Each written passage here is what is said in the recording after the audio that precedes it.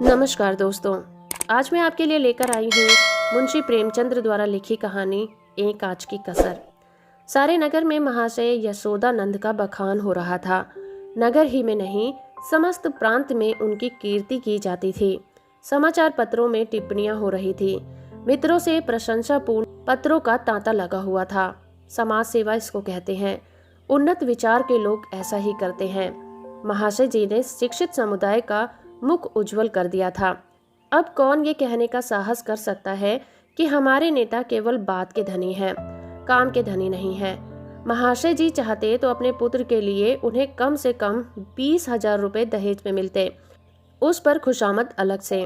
मगर लाला साहब ने सिद्धांत के सामने धन की रत्ती भर भी परवाह नहीं की और अपने पुत्र का विवाह बिना एक पाई दहेज के स्वीकार कर लिया। वाह वाह, हिम्मत हो तो ऐसी हो, सिद्धांत प्रेम हो तो ऐसा हो, आदर्श पालन हो तो ऐसा हो। वाह रे सच्चे वीर, अपनी माता के सच्चे सपूत, तूने वह कर दिखाया जो कभी किसी ने नहीं किया था। हम बड़े गर्व से तेरे सामने मस्तक नवाते हैं। महाशय यशोदानंद के 2 पुत्र थे। बड़ा लड़का पढ़ लिख कर फाजिल हो चुका था, उसी का विवाह तय हो रहा था और हम देख चुके हैं बिना कुछ दहेज लिए। आज का तिलक था। शाहजहांपुर स्वामी दयाल तिलक लेकर आने वाले थे। शहर के गणमान्य सज्जनों को निमंत्रण दे दिए गए थे। वे लोग जमा हो गए थे। महफिल सजी हुई थी। एक प्रवीण सितारिया अपना कौशल दिखाकर लोगों को मुग्ध कर रहा था। दावत को सामान भी तैयार था। मित्रगण यशोदानंद को बधाई दे रहे थे। एक महाशय बोले, तुमने तो कमाल कर दिया। दूसरे, कमाल? यह कहिए कि झंडे गाड़ दिए। अब तक जिसे देखा मंच का व्याख्यान झाड़ते ही देखा। जब काम करने का अवसर आता था तो लोग दुम लगा देते थे। तीसरा, कैसे कैसे बहाने गढ़े जाते हैं। साहब, हमें तो दहेज से सख्त नफरत है। यह मेरे सिद्धांत के खिलाफ है। पर क्या करूं क्या? बच्चे की अम्मी जान नहीं मानती। कोई अपने बाप पर फेंकता है, कोई और किसी खर्राट पर। चौथा, अजी कितने तो ऐसे बहैया हैं जो साफ साफ कह देते हैं कि हमें लड़के की शिक्षा दीक्षा में जितना खर्च किया है हमें उतना तो मिलना ही चाहिए, मानो उन्होंने ये रुपए किसी बैंक में जमा कर दिए थे। पांचवा, खूब समझ रहा हूँ आप लोग मुझ पर छींटे उड़ा रहे हैं। इसमें लड़के वालों का ही सारा दोष है या लड़की वालों का भी कुछ है? पहला, लड़की वाले का क्या दोष है सिवा इसके कि वो लड़की का बाप है। दूसरा, सारा दोष ईश्वर का जिसने लड़की पैदा की। क्यों? पांचवा, ये मैं नहीं कहता।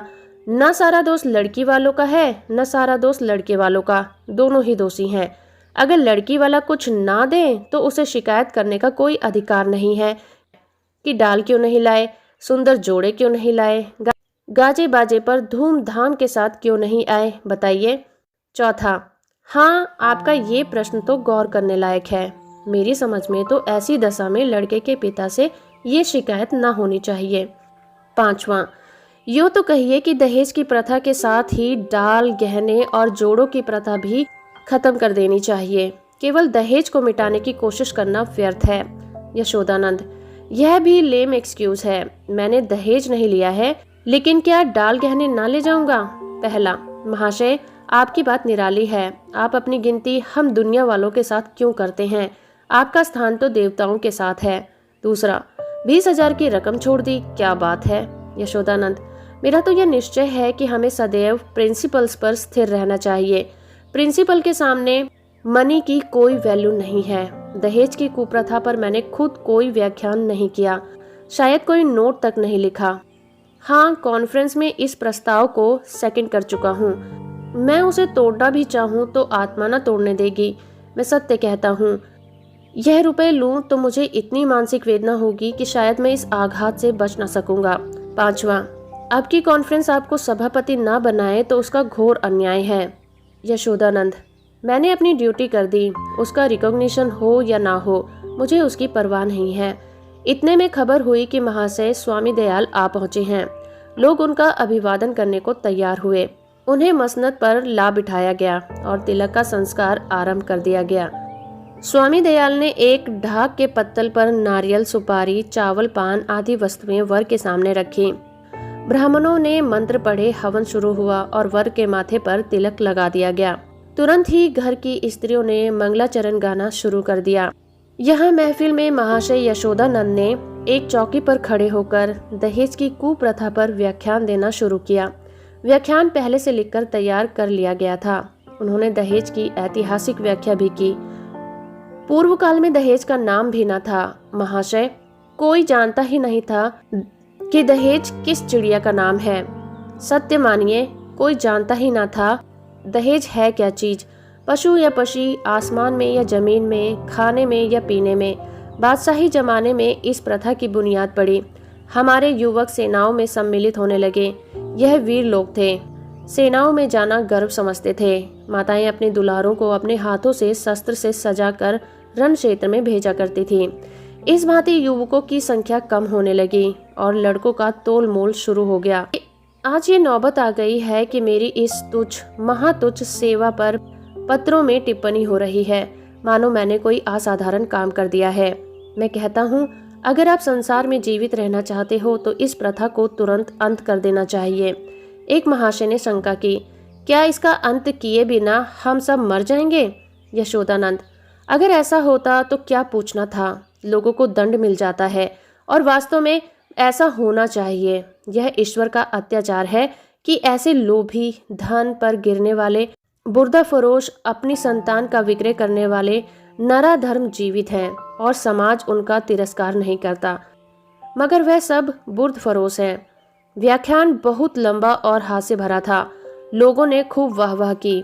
अपना वक्तव्य समाप्त करने के बाद उन्होंने अपने छोटे लड़के परमानंद को, जिसकी अवस्था 7 साल की थी, मंच पर खड़ा कर दिया। उसे उन्होंने एक छोटा सा व्याख्यान लिखकर दे रखा था। दिखाना चाहते थे कि इस छोटे बालक में भी कितने कुशाग्र बुद्धि है। सभा समाजों में बालकों से व्याख्यान दिखाने की प्रथा है ही। किसी को कौतूहल न हुआ। बालक बड़ा सुंदर, होनहार, हंसमुख था। मुस्कुराता हुआ मंच पर आया और जेब से एक कागज निकालकर बड़े गर्व से उच्च स्वर में पढ़ने लगा। प्रिय बंधुवर, नमस्कार। आपके पत्र से विदित होता है कि आपको मुझ पर विश्वास नहीं है। मैं ईश्वर को साक्षी करके धन आपकी सेवा में इतनी गुप्त रीति से पहुंचाऊंगा कि किसी को लेश मात्र भी संदेह न होगा। हाँ, केवल एक जिज्ञासा करने की धृष्टता करता हूँ। इस व्यापार को गुप्त रखने से आपको जो सम्मान और प्रतिष्ठा लाभ होगा और मेरे निकटवर्ती में मेरी जो निंदा की जाएगी, उसके उपलक्ष्य में मेरे साथ क्या रियायत होगी। मेरा विनीत अनुरोध है कि 25 में से 5 निकालकर मेरे साथ न्याय किया जाए। महाशय यशोदानंद घर में मेहमानों के लिए भोजन परोसने का आदेश करने गए थे। निकले तो यह वाक्य उनके कानों में पड़े, 25 में से 5 मेरे साथ न्याय किया जाए। चेहरा फक हो गया। झपट कर लड़के के पास गए, कागज उसके हाथ से छीन लिया और बोले, नालायक, यह क्या पढ़ रहा है? यह तो किसी मुवक्किल का खत है जो उसने अपने मुकदमे के बारे में लिखा था। यह तू कहाँ से उठा लाया? शैतान, जा वह कागज ला जो तुझे लिख कर दिया था। एक महाशय, पढ़ने दीजिए। इस तहरीर में जो लुत्फ है वो किसी दूसरी तकरीर में ना होगी। दूसरा, जादू वह जो सिर चढ़ के बोले। तीसरा, अब जलसा बर्खास्त कीजिए, मैं तो चला। चौथा, यहाँ भी चलते हुए? यशोदानंद, बैठिए बैठिए, पत्तल लगाए जा रहे हैं। पहला, बेटा परमानंद, जरा यहाँ तो आना। तुमने ये कागज कहाँ पाया? परमानंद, बाबूजी ही तो लिखकर अपने मेज के अंदर रख दिया था। मुझसे कहा था कि इसे पढ़ना। अब नाहक ही मुझसे खफा हो रहे हैं। यशोदानंद, यह कागज था कि सुअर, मैंने जो मेज के ऊपर ही रख दिया था। तूने ड्रॉर में से क्यों ये कागज निकाला? परमानंद, मुझे मेज पर नहीं मिला। यशोदानंद, तो मुझसे क्यों नहीं कहा? ड्रॉर क्यों खोला? देखो, आज ऐसी खबर लेता हूँ कि तुम भी याद रखोगे।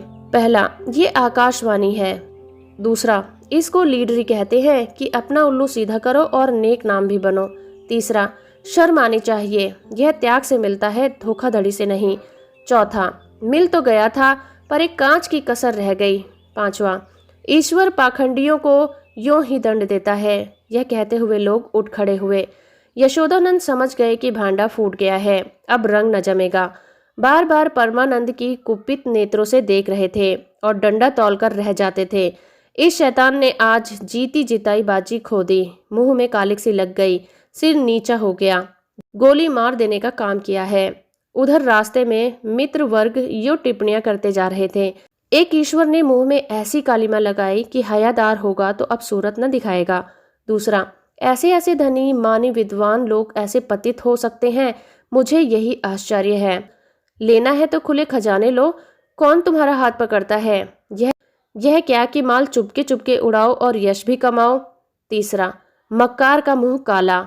चौथा, यशोदानंद पर दया आ रही है, बेचारे ने इतनी धूर्तता की, उस पर भी कलई खुल गई, बस एक आंच की कसर रह गई। तो दोस्तों, अभी आप सुन रहे थे मुंशी प्रेमचंद्र द्वारा लिखी कहानी एक आंच की कसर। कहानी और मेरा प्रयास अगर आपको अच्छा लगा है तो आप इस वीडियो को लाइक, शेयर और चैनल को सब्सक्राइब करना बिल्कुल मत भूलिएगा।